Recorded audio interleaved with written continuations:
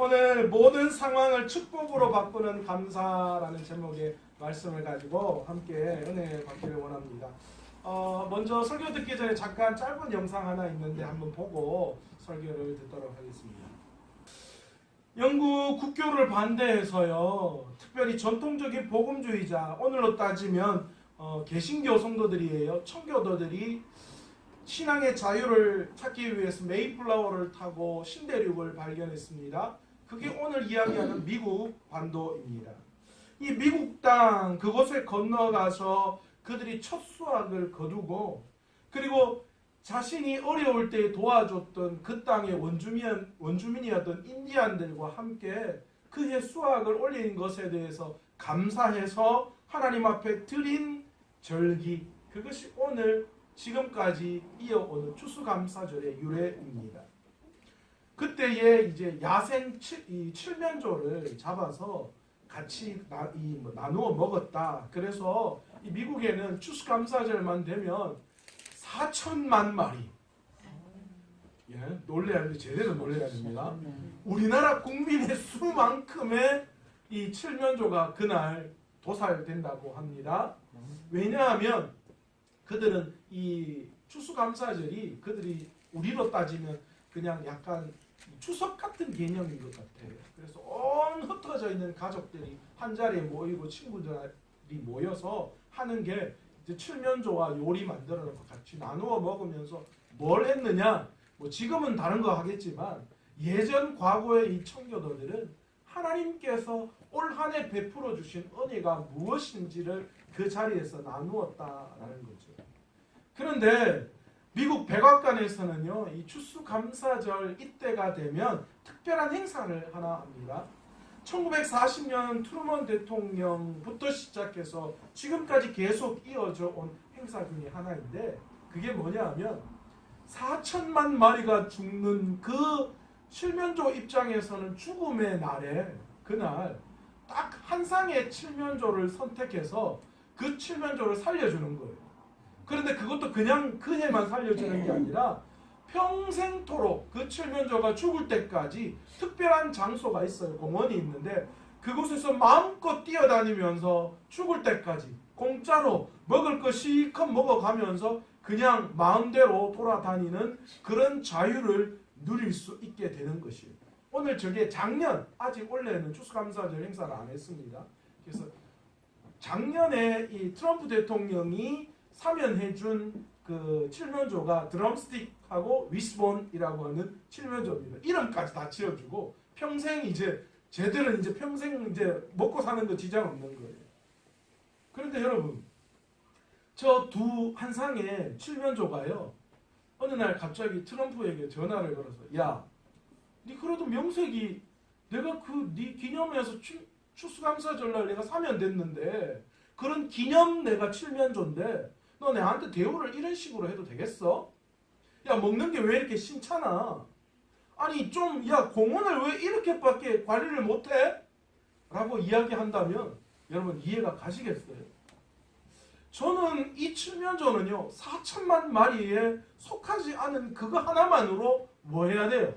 평생 트럼프 대통령을 하늘같이 모시고, 야, 정말 감사합니다. 매해 추수감사절만 되면, 그래, 2017년도에 내가 트럼프 때문에 살아났지, 너무너무 감사하다, 그래야 되지 않겠습니까? 아닌가 보네. 우리의 삶을 오늘 이 이야기에 한번 적용시켜 봅시다. 여러분, 우리가 도대체 무엇이기에 이 전 세계 인류 중에서 우리를 택하시고 우리를 하나님의 자녀 삼아 주심도 감사한데 우리를 구원의 길로 인도해 주신 그 은혜를 생각할 때, 여러분, 우리가 하나님 앞에 이런저런 이유 들어서 불평불만할 수 있습니까?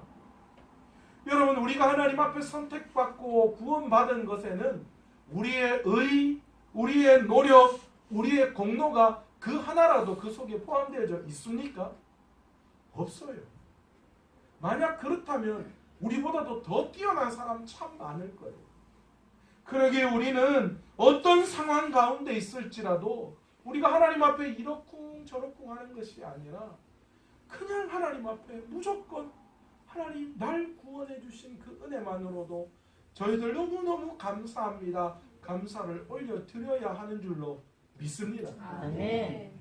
그런데 여러분 어떻습니까? 아마 제가 이 말하면 그런 마음속으로 그렇게 생각하시는 분도 있을 거예요. 목사님, 뭐 내가 모르는 줄 압니까? 다 압니다. 다 알아요. 그런데 목사님 그게 쉽습니까? 안 되죠. 맞습니다. 저도 잘 안 돼요.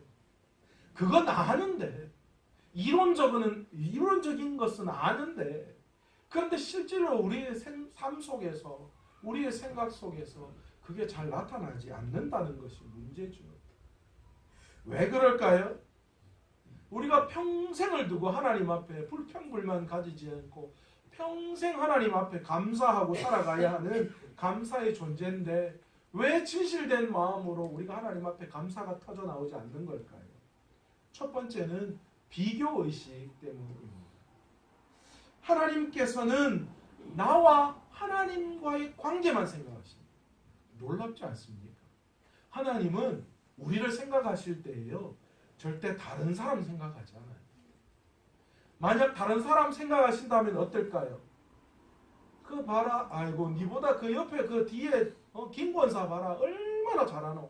최 권사 니는 아직 멀었다. 그러면 얼마나 섭섭할까요? 그죠? 그런데 하나님은 절대 그렇게 비교하지 않아요. 이 집사 그래가 왜노? 김 집사는 얼마나 잘하는데 좀 뻔받아라. 하나님은 절대 우리와 하나님과의 관계를 이야기하실 때 다른 사람과의 관계를 생각하지 않는다. 철저하게 우리와 하나님 그 관계만 생각하시고 하나님은 우리를 봐주신다라는 거죠. 우리가 하나님과 다른 사람과의 우리가 하나님과의 관계에서 우리 스스로도 다른 사람과의 비교를 하는 그 순간 우리에게 병이 찾아옵니다. 그 병이 무슨 병인지 아십니까? 섭섭병입니다. 그 섭섭병이 얼마나 무서운지 몰라요. 그건 약도 없어요. 약도 없어요. 하나님은 그 어떤 상황 가운데서도 우리와 하나님과의 관계만 생각하는데 우리는 자꾸만 하나님께 받은 은혜보다도 다른 사람과 비교하고 다른 사람은 이렇고 내 남편만 바라보면 이런 남편 없는데 옆집에 돈 잘 벌고 이벤트 잘하는 남편 내 눈에 바라보는 그 순간 우리 남편과 비교하면 아이고 저 인간 이 말이 나옵니다. 우리 애만 바라보면 전혀 걱정할 게 없어요. 야 건강하고 바르게만 자라다오. 그런데 옆집에 공부 잘하고 말 잘 듣고 건강한 애 보면 아이고 우리 아는 왜 연락하노? 이래가지고 왜 하노? 그 생각 드는 거예요. 우리 집만 보면 이 집보다 더 좋은 집이 없어요. 그런데 어느 날 좋은 집, 새로 산 아파트, 새로 지은 아파트 집에 한번 갔다 오면 우리 집에 들어오는 그 순간 이게 집이가? 그 생각나. 이 비교의식이 정말 무서운 이렇게 비교하는 그 순간 우리가 받은 은혜는 아무것도 없이 다 사라져버리고 다른 사람이 받은 그것에 눈이 팔리게 되어진다는 거죠. 두 번째로 우리가 진실로 하나님 앞에 감사할 수 없는 이유는 교만 때문입니다. 여러분 우리 되게 겸손한 것 같잖아요. 목사님 저도 여러분 앞에서 아이고 아닙니다. 그 생각 그렇게 하는 것 같잖아요. 그런데 저도 얼마나 교만한지 몰라요. 왜 그런 줄 아십니까? 저도 제 스스로는요 어떤 생각하냐면 제가 굉장히 괜찮은 사람으로 생각해요. 그래서 가끔 제가 우리 아내 보고도 그래요. 당신 남편 좀 괜찮지 않나 이 정도면. 오늘도 제가 권사님들 주방에 일하시는데 들어가서 권사님 요즘 제가 얼굴이 좀 괜찮지 않습니까? 제가 그랬거든요. 늘 자기 스스로는요. 자기 스스로가 다른 사람이 평가하는 것보다 자기는 훨씬 더 좋다고 훨씬 더 나은 사람이라고 생각해요. 여러분 근데 그게 교만이에요. 여러분 우리 모두는 어떻습니까? 다 똑같이 죄인이에요. 하나님 앞에서. 그 어느 것도 자랑할 것 없는 죄인이다라는 사실을 우리가 깨달아야 합니다. 그런데 우리는 자꾸만 어떻습니까? 우리 스스로를 내 스스로가 낮게 여겨서 다른 사람들이 조금만 나에 대해서 섭섭하게 하면 어떤 마음이 들어요? 교만한 마음이 그때부터 내 마음에 시작되는 거예요. 왜 나를 이렇게밖에 취급 안 하는 거야? 하나님 앞에도 마찬가지죠. 하나님, 저 사람보다 내가 훨씬 나은데 저 사람은 잘 되게 하고 나는 왜 이렇게밖에 안 해주십니까? 그렇게 이야기해요. 세 번째로 우리가 하나님 앞에 진정한 감사가 잘 안 나오는 이유는 세상에 대한 동경 때문입니다. 좋고 화려한 것들이 세상 안에 얼마나 많습니까? 그죠? 눈만 돌리면 돈만 있으면 까짓것 내가 마음껏 좋은 거 누리며 잘 살 수 있을 것 같은 세상이에요. 여러분 그렇잖아요. 여러분한테 돈 1,000,000원 딱 주고 일주일 동안 마음껏 한번 써보라 하십시오. 해본다면 여러분 어떨까요? 아마 마음껏 내가 지금까지 생각했던 세상에 좋고 화려한 것들만 다 살 거예요. 그런데 세상이요, 얼마나 우리를 속이고 있는지 몰라요. 세상에 대한 동경, 그 화려함이 어디에서 나옵니까? 남들이 가지지 못하고 남들이 누리지 못하고 남들이 생각할 때 좋게 여긴 거 그거 내가 다 가지면 사단이 우리를 어떻게 속이고 있어요? 그러면 진짜 행복할 것 같이 우리를 속이고 있다는 거예요. 남 안 가진 거, 남보다 더 많이 가지고 남이 좋아하고 부러워하는 거 내가 가지고 그걸 누리면 내가 정말 행복할 것 같지만, 그러나 여러분 아십시오. 우리는 그렇게 되는 그 순간 사탄에 속고 만다라는 사실. 사단은 철저하게 우리를 속이고 있어요. 여러분 우리의 행복은 어디에서 옵니까? 세상의 화려한 것에서 오지 않습니다. 여러분 얼마나 많이 그런 예를 들 수 있습니까? 훨씬 더 우리보다 더 많이 가지고 더 높은 위치에 오른 사람도 물어보세요. 안 행복하다 그러죠. 천석군은 몇 가지 걱정요? 1,000가지 걱정. 만석군은 몇 가지 걱정요? 10,000가지 걱정한다 그러잖아요. 똑같습니다. 많이 가지고 좋은 거 누린다고 해서 그게 진짜 화려함이 아닙니다. 그러나 편안할 수는 있습니다. 제가 말씀드렸죠.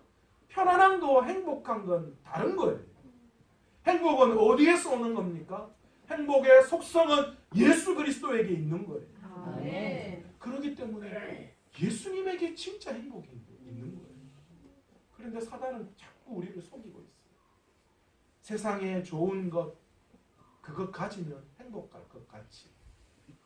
그런데 여러분, 우리가 그 욕심을 버리지 않으면 욕심이 잉태한 즉 뭘 낳아요?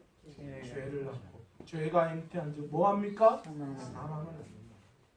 결국은 세상의 욕심, 욕망, 좋은 거, 이거는 결국 우리가 뭘 추구하는 거예요? 사망을 추구하는 거예요.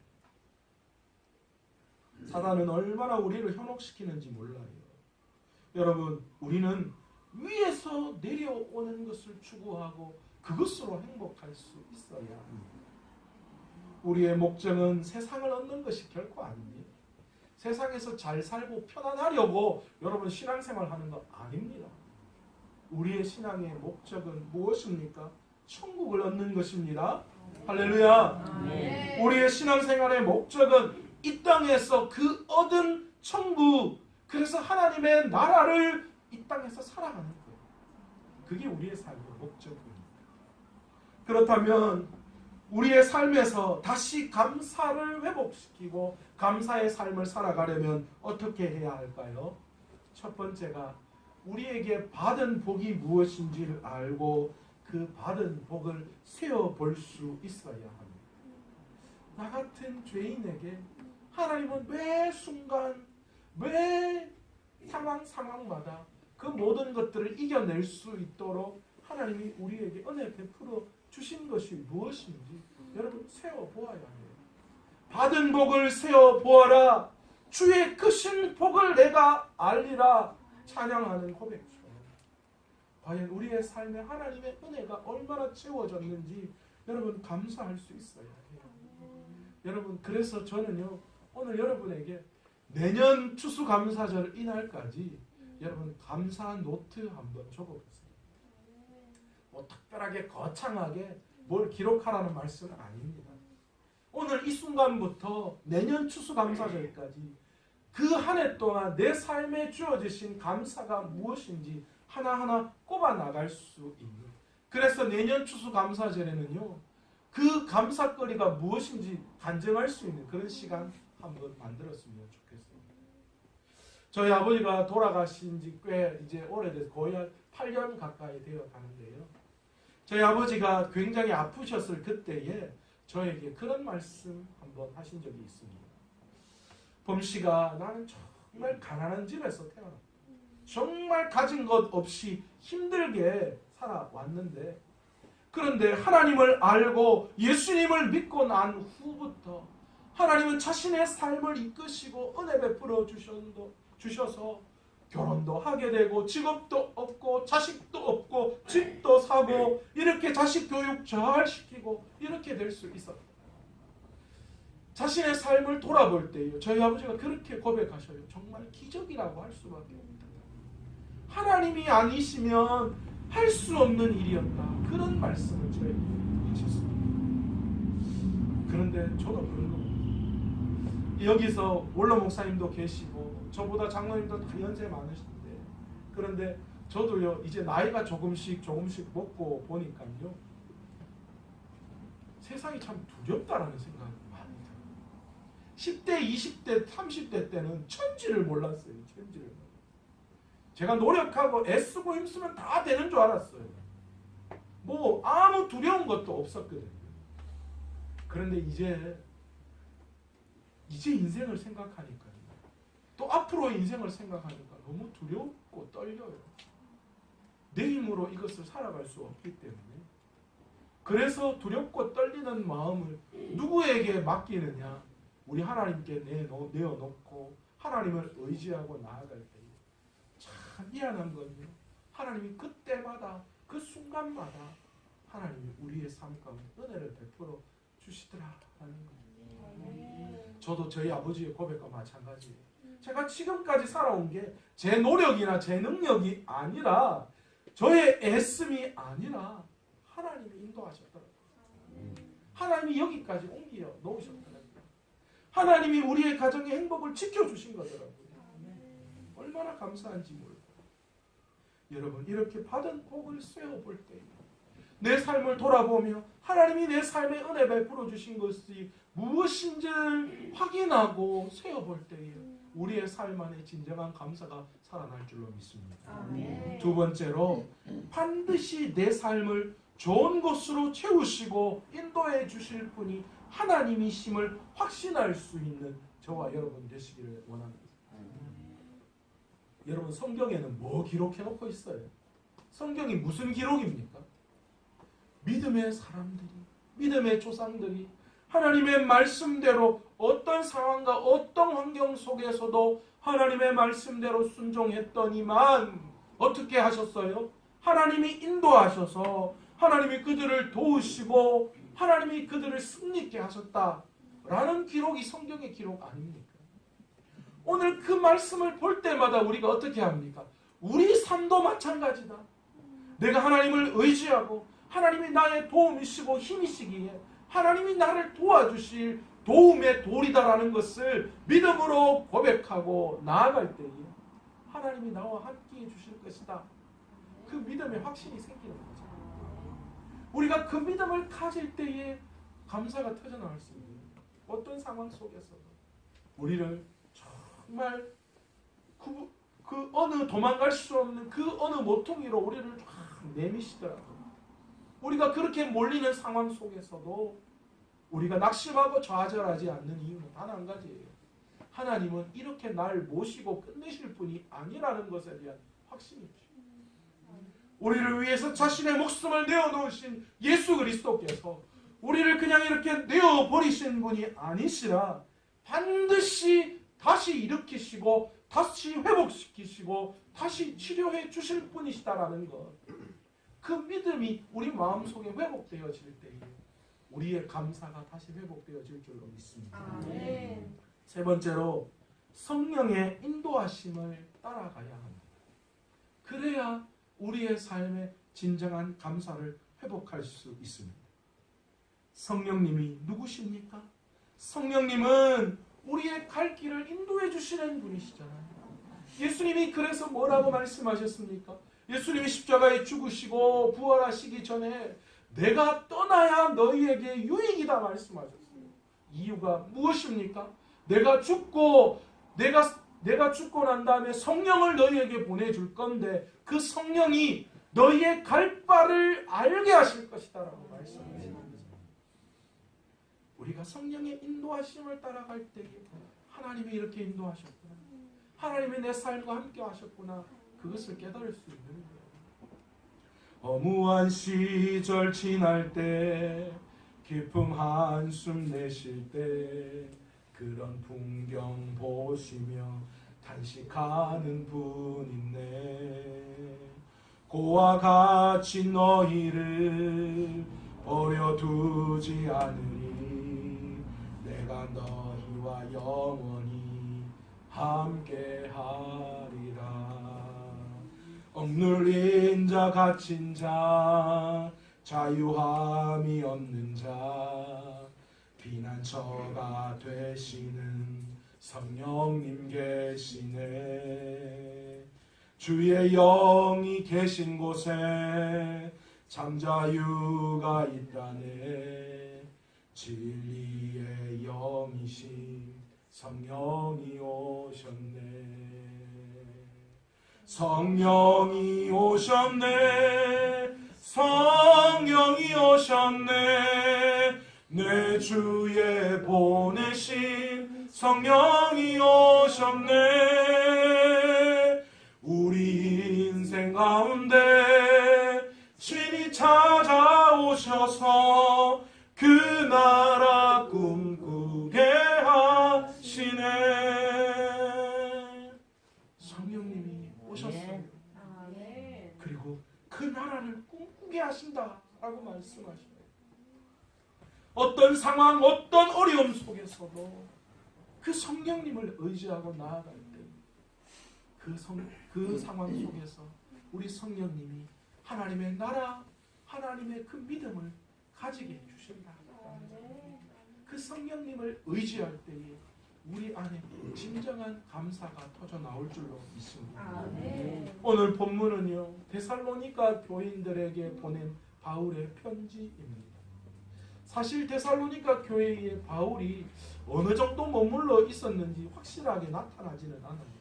거의 한 3개월을 넘지 않는다라고 학자들이 그렇게 이야기를 합니다. 사실 아시아 쪽으로 전도하기를 원했던 바울이었는데 하나님이 그 길을 막으셨고 유럽 쪽으로, 마게도니아 쪽으로 방향을 전환하셨어요. 그래서 바울과 실라가 이제 이 마게도니아의 첫 성이었던 빌립보를 거쳐서 그래서 데살로니가에 도착합니다. 거기에서 교회를 세우고 그들에게 복음을 전했습니다. 그런데 그곳에서 여러 가지 폭동이 일어나서 더 이상 복음을 전하지 못해서 그들은 결국은 베레아로 넘어갔는데, 그런데 그곳에 바울이 누구를 보냈느냐? 그의 사랑하는 디모데를 그 데살로니가 교회에 남겨두었다라는 거예요. 그리고 자기는 전도의 여행을 떠나서 다시 데살로니가로 가기를 원했는데 그렇게 하지 못하고 고린도에 와 있습니다. 고린도에 와 있는 바울에게 디모데가 데살로니가 교회의 소식을 들고 왔습니다. 그 소식을 듣고 편지에 글을 썼는 것이 데살로니가 전서예요. 그런데 그곳에 그 소식을 전해 들었던, 디모데를 통하여 소식을, 데살로니가 소식을 전해 들었던 바울이요, 기뻐했다라고 이야기합니다. 그 데살로니가 교회 안에 여러 가지 많은 힘들고 어려운 고난과 어려움, 그런 것들이 있었지만 한 1년 정도밖에 안 됐대요. 고린도 교회에 있을 때, 데살로니가를 개척하고 고린도에 넘어왔을 때 1년 정도 시간밖에 되지 않았는데 그곳에 믿음을 지켜내는 성도들을 보면서 바울이 얼마나 기뻐했는지 몰라요. 그런데 물론 우리 데살로니가 교회 안에도 여러 가지 문제들이 있었습니다. 그런데 그 문제들을 두고 먼저 바울은 그들을 기뻐하고 그들을 위로하는 모습을 보입니다. 그리고 오늘 본문 5장에 이 예수님의 이 재림을 준비하는 성도들이 어떤 삶을 살아가야 하는가, 어떻게 준비해야 하는가라는 것을 그 데살로니가 교회 성도들에게 이야기하는데, 이 재림의 때를 기다리는 성도들의 자세가 무엇인가? 첫 번째 뭐라고 이야기합니까? 기뻐하라 라고 이야기하는데, 어떻게 기뻐해요? 항상 기뻐하라. 기도하는데 어떻게 기도해요? 쉬지 말고 기도하라. 감사해야 되는데 어떻게 감사해요? 범사에. 마지막 재림의 때에 이 바울이 그들을 향하여 항상 기뻐하라 라고 이야기해요. 왜 항상 기뻐하라 라고 그렇게 이야기를 합니까? 데살로니가전서 1장 6절에 보면 이미 환난 가운데에도 성령의 기쁨으로 말씀을 받았다라고 기록을 하고 있습니다. 즉 다른 말로 기쁨의 근원이 성령님이시기 때문에 그들은 말씀을 통하여 성령을 받았기에 너희가 그것에 대해서 기뻐하라 라고 그렇게 이야기하는 거예요. 기쁨의 근원 되시는 성령님이 너희와 함께 하시기 때문에, 그리고 그 성령님이 너희를 결국에는 마지막 재림의 때에 구원으로 너희를 인도해 주실 분이시기 때문에 너희가 기뻐하라 라고 이야기합니다. 그런데 어떻게 해요? 항상 기뻐하라 그렇게 이야기를 하고 있습니다. 그렇게 기뻐할 때에 성령님이 어떻게 하신다라고 이야기하느냐? 시편 37편 4절에서 5절에는 또 여호와를 기뻐하라. 그가 내 마음의 소원을 이루어 주시리로다. 내 길을 여호와께 맡기라. 그를 의지하면 그가 이루시리라. 그 성령님을 의지하고 하나님 앞에 기뻐할 때에 우리의 마음의 소원을 이루어 주시는 분이시다. 그렇게 말씀하시는 거죠. 또한 우리에게 뭐라고 이야기하시느냐? 쉬지 말고 기도하라. 그렇게 말씀하고 있습니다. 하나님께서는 우리가 어디에 있든지 무엇을 하든지 그 마음을 하나님 외에 다른 것에 빠지지 않기를 원하시는 분이셔요. 내가 어떤 상황, 어떤 여건, 어떤 곳에 머물지라도 하나님만을 의지하고 하나님만을 섬기고 나아가기를 원하시는 분이라는 거죠. 그래서 쉬지 말고 기도하라라고 이야기하시는 거예요. 순간순간 예기치 못한 사건이 발생되어집니다. 또한 우리 안에는 죄악된 본성이 여전히 우리의 삶을 주장하려고 합니다. 불쑥불쑥 내 안에 있는 죄의 본성들이 튀어져 나와요. 우리는 우리에게 일어나는 모든 이 사건을 기도를 통하여 다시 하나님 앞에 나아가야 하고, 기도를 통하여서 하나님 안에서 모든 상황을 볼 수 있어야 한다라는 것입니다. 그래야 항상 기도해야 하기 때문이죠. 절망이 있고 어려움이 있고 해도요, 우리의 눈에 보이는 절망과 환경을 바라보는 것이 아니라 우리가 하나님의 마음을 가지고 하나님의 눈을 가지고 하나님 안에서 그 상황을 볼 수 있는 눈이 있어야 합니다. 그러기 위해서 우리가 해야 할 게 기도다라는 거죠. 세상의 마음을 빼앗기지 않고 하나님의 눈으로 하나님의 마음으로 볼 수 있어야 한다라는 것입니다. 그렇게 될 때에 내 삶이 그분으로 말미암아 인도하심을 받을 수 있는 것입니다. 그리고 마지막으로 범사에 감사하라 그렇게 이야기합니다. 모든 상황 속에서 감사하라 그렇게 이야기합니다. 여러분, 이 말은요, 억지로 무조건적으로 감사 이렇게 최면 걸듯이 내 마음은 전혀 감사 안 한데 그냥 무조건적으로 감사하라 그런 뜻이 아니에요. 그렇게 무조건적으로 감사하면 하나님이 좋은 것으로 채워주실 것이다. 하나님 절대 그렇게 말씀하는 거 아니에요. 모든 일들 속에서 하나님을 기억하라 라는 것입니다. 그러면 모든 어려움, 모든 환경 속에서 전혀 하나님이 역사하실 것 같지 않은 그런 상황 속에서도 하나님을 기억하고 전혀 감사할 수 없는 그 상황 속에서 하나님 안에서 하나님을 기억하고 하나님을 붙들 때에 어떤 일이 일어나느냐? 하나님 안에 감사할 수 있는 길이 보여진다는 거예요. 막 억지로 감사하고 억지로 감사를 하는 게 아니라 모든 상황 속에서 하나님을 기억하고 하나님의 붙드심을 붙들고 할 때에 그 열악한 상황 속에서 하나님 앞에 감사할 것들이 차츰 하나씩 보여지기 시작합니다. 여러분 그렇지 않습니까? 전혀 감사할 수 없는 그 상황 속에서 비교의식 때문에 세상에 보여지는 것 때문에 교만 때문에 하나님 앞에 감사가 끊겼을 때 그 열악한 상황 속에서 하나님을 떠올리고 그 하나님이 지금까지 나를 어떻게 역사하셨는지 그것을 묵상하기 시작할 그때부터 하나씩 감사한 것들이 떠오르기 시작하는 거예요. 돈 없어도 하나님 병원 가지 않고 건강할 수 있도록 한 게 얼마나 감사한가. 수없이 많은 돈이 있어도 그거 병원 다 갖다 주면 그거 뭐 무슨 소용이 있어요.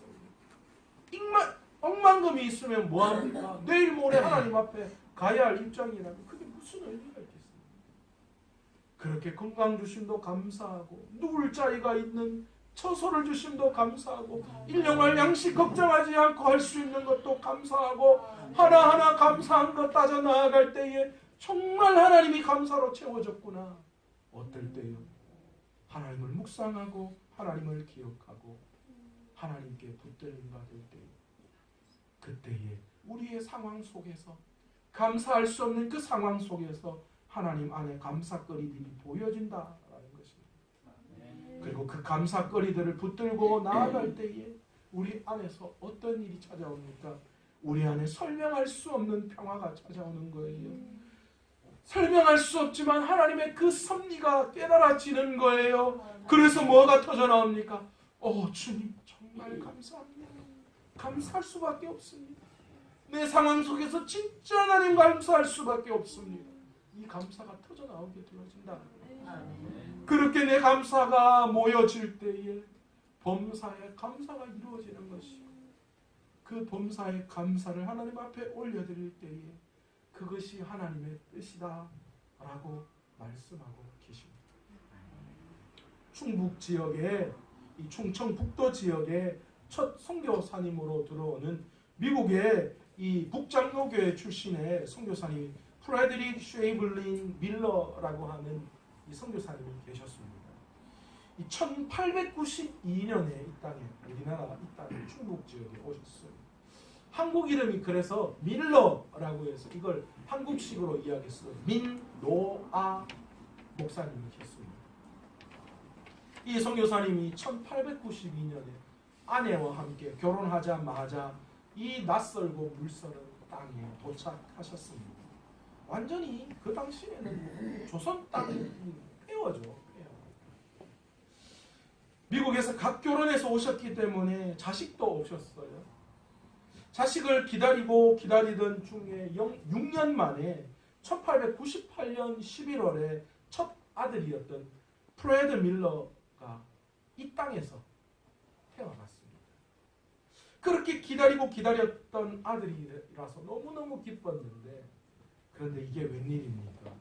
8개월 만에 하나님이 그 아들을 불러가셨습니다. 6년을 기다려서 낯선 땅에 와서 복음 전하기 위해서 왔고 그런데 자녀가 없었는데 6년을 기다리다가 자녀를 주셨는데 8개월 만에 하나님이 데리고 가신 거예요.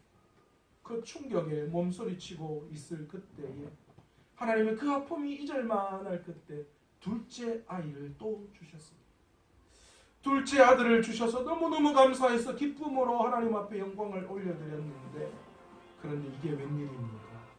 1902년 3월에 둘째 아이가 태어나는 둘째 아이가 태어나고 그리고 하루 만에 하나님이 그 아이마저도 데리고 갔습니다. 그 아이들이 이 땅 풍토 여러 가지 질병 가운데에 살 수 있는 환경이 못했던 거예요. 하나님이 두 아이를 다 데리고 가버리셨어요.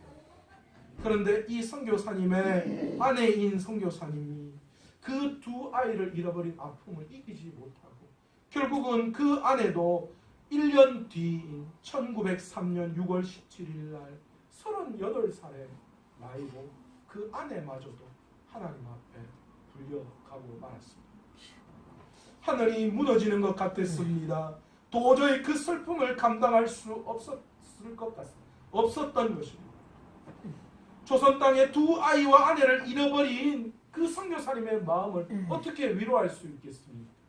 그 상황을 바라봤던 조선인들이 그 상황에 처해 있는 선교사님을 바라보면서 안타까운 마음 반, 그리고 조롱 섞인 마음 반으로 도대체 당신이 전하는 예수 그리스도가 누구이시기에 당신에게 이런 일을 겪게 하십니까? 그리고 그럼에도 불구하고 복음을 전하는 당신의 마음이 어떻습니까? 당신이 알고 있는 예수님은 누구이십니까? 그렇게 질문을 했다고 합니다. 그때 이 민노아 선교사님이 그 질문에 찬양으로 그 질문을 대답했는데, 그 찬양이 무엇인가? 우리가 너무나 잘 알고 있는 찬송가 96장의 찬양입니다. 예수님은 누구신가? 그에게 예수님은 이런 분이셨습니다. 우는 자의 위로, 없는 자의 풍성, 천한 자의 높음, 잡힌 자의 노임, 그리고 우리의 기쁨. 예수님은 누구이신가? 약한 자의 강함, 눈먼 자의 빛이고, 병든 자의 고침과 죽은 자의 부활이고, 그리고 우리의 생명. 예수님은 그에게 누구이셨는가? 추한 자의 청함과 죽을 자의 생명, 죄인들의 중보이시고 멸망자의 구원이시며, 그리고 우리의 평화. 예수님은 누구이신가? 교회의 머리이시고 온 세상의 구주이시고 모든 왕의 왕이시며 심판하실 주님이시고, 그리고 우리의 영광. 이 민노아 선교사님이 그 절망 속에서 하나님 앞에 감사를 고백하고 있습니다. 그 선교사님의 그 핏부림이 있었기에, 그 목숨값이 있었기에, 그들의 그 목숨 생명이 하나의 씨앗이 되어서 이 땅에 심겼기에, 그럼에도 하나님 앞에 감사하며 그의 삶을 살았기에 우리가 그 복음의 기쁨 안에 살아갈 수 있는 줄 믿습니다. 오늘 특별히 2018년 이 추수감사절을 맞이하면서 진정한 찬양, 진정한 감사, 어떤 상황 속에서도 하나님 앞에 항상 범사에 감사할 수 있는 그 삶을 살아가는, 모든 상황을 감사로 바꾸어내는 믿음의 소유자들 되시기를 간절히 축원합니다. 아멘. 기도하겠습니다. 하나님 아버지, 감사합니다. 오늘 말씀을 통하여 은혜 베풀어 주시니 감사합니다. 아버지 하나님, 모든 상황을 감사로 바꾸어내는 믿음의 소유자들 다 될 수 있도록 주님 도와 주옵소서. 어떤 상황 속에서도 하나님을 깊이 묵상하며 말씀 속에 아버지 하나님 하나님의 진리를 깨달을 때에 그 속에 하나님의 감사를 찾아낼 수 있는 저희들 되게 도와 주옵시고, 이 민노아 선교사님처럼 우리에게 예수님이 그런 의미가 있는 분이심을 다시 한번 고백하며 나아갈 수 있는 저희들 되게 도와 주옵소서. 이 모든 말씀 예수님의 이름으로 기도드리옵나이다.